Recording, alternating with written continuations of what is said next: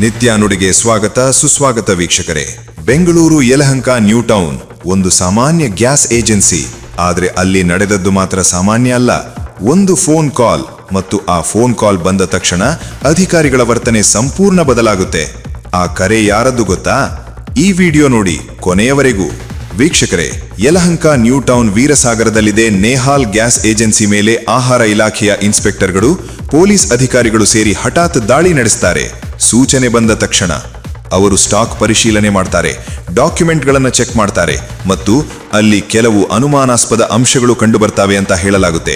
ಅದನ್ನೇ ಆಧಾರವಾಗಿ ತೆಗೆದುಕೊಂಡು ಅಧಿಕಾರಿಗಳು ಗೋದಾಮನ್ನ ಸೀಸ್ ಮಾಡಲು ಮಹಜರ್ ತಯಾರಿಸ್ತಾರೆ. ಸ್ಥಳದಲ್ಲೇ ಮಾಧ್ಯಮದವರು ಕೂಡ ಬರ್ತಾರೆ. ಎಲ್ಲವೂ ನಿಯಮಾನುಸಾರ ನಡೆಯುತ್ತಿರುವಂತೆ ಕಾಣುತ್ತೆ. ಆದ್ರೆ ಇಲ್ಲಿಂದ ಸ್ಟೋರಿ ಟ್ವಿಸ್ಟ್ ಆಗುತ್ತೆ. ಅದೇ ಸಮಯದಲ್ಲಿ ಒಂದು ಫೋನ್ ಕರೆ ಬರುತ್ತೆ. ಆ ಕರೆ ಸ್ವೀಕರಿಸಿದ ನಂತರ ಅಧಿಕಾರಿಗಳ ಮುಖದಲ್ಲಿ ಬದಲಾವಣೆ. ಮಹಜರ್ ಮಾಡುತ್ತಿದ್ದ ಕೈಗಳು ನಿಲ್ಲುತ್ತವೆ. ವೀಕ್ಷಕರೇ, ಆ ಕರೆ ಯಾರದ್ದು ಗೊತ್ತಾ?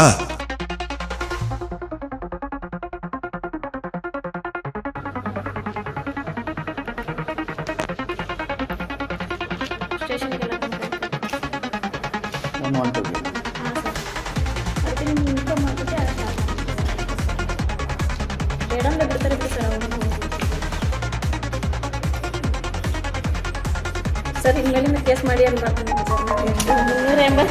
382 ಸಿಲಿಂಡರ್ ಸರ್ ಇವಾಗ ಕೈ ಬಿಟ್ಟರು ಹಿಡಿದಿರೋದು ಬಿಟ್ಟು ನಿಮ್ಮ ಇದು ಲ್ಯಾಪ್ಟಾಪ್ ಫೋಟೋ ತೆಗೆದು ತೋರಿಸಿ ಸ್ವಲ್ಪ. ಇದೆ ಸರ್, ಇದೆ. ಎಷ್ಟು ಗಂಟಲಿರೋದು? ಅದು ದೂರ ಇದೆ ಸರ್,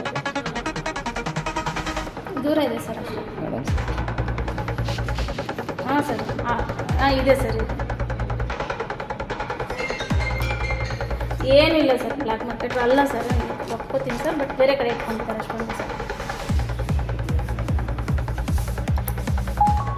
ಸರಿ ಸರ್. ಏನಂತೆ ಇನ್ನೇನು ಕೇಸ್ ಮಾಡಲ್ಲ ಸರ್, ಇದೆ ಲಾಸ್ಟ್.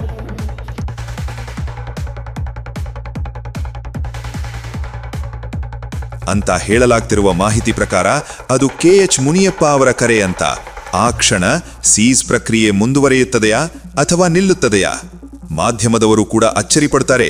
ಏಕೆ ಸರ್, ಯಾಕೆ ಸೀಸ್ ನಿಲ್ಲಿಸ್ತೀರಾ? ಯಾರ ಫೋನ್ ಬಂದಿತ್ತು ಎಂದು ಪ್ರಶ್ನೆ ಮಾಡ್ತಾರೆ. ಆದರೆ ಅಧಿಕಾರಿಗಳಿಂದ ಸ್ಪಷ್ಟ ಉತ್ತರ ಸಿಗೋದಿಲ್ಲ. ಕೆಲವರು ಸ್ಥಳದಿಂದ ಹೊರಡುವ ಪ್ರಯತ್ನ ಮಾಡ್ತಾರೆ, ಕೆಲವರು ಮಾತು ತಪ್ಪಿಸ್ತಾರೆ. ಇದರಿಂದ ಅನುಮಾನ ಇನ್ನಷ್ಟು ಗಾಢವಾಗುತ್ತದೆ. ವೀಕ್ಷಕರೇ, ಈ ಘಟನೆ ಹಲವಾರು ಪ್ರಶ್ನೆಗಳನ್ನು ಹುಟ್ಟಿಸಿದೆ. ಅಧಿಕಾರಿಗಳು ನಿಯಮಾನುಸಾರ ಕೆಲಸ ಮಾಡುತ್ತಿದ್ದರಾ? ಫೋನ್ ಕಾಲ್ ನಿಜವಾಗಿಯೂ ಪ್ರಭಾವ ಬೀರಿತಾ ಅಥವಾ ಇದು ಕೇವಲ ಯಾದೃಚ್ಛಿಕವಾಗಿದೆಯಾ? ಸತ್ಯ ಏನು ಅನ್ನೋದು ಇನ್ನೂ ಸ್ಪಷ್ಟವಾಗಿಲ್ಲ. ಆದರೆ ಈ ಘಟನೆ ಬಗ್ಗೆ ಸಂಪೂರ್ಣ ತನಿಖೆ ನಡಿಬೇಕು ಅನ್ನೋದು ಜನರ ಅಭಿಪ್ರಾಯ.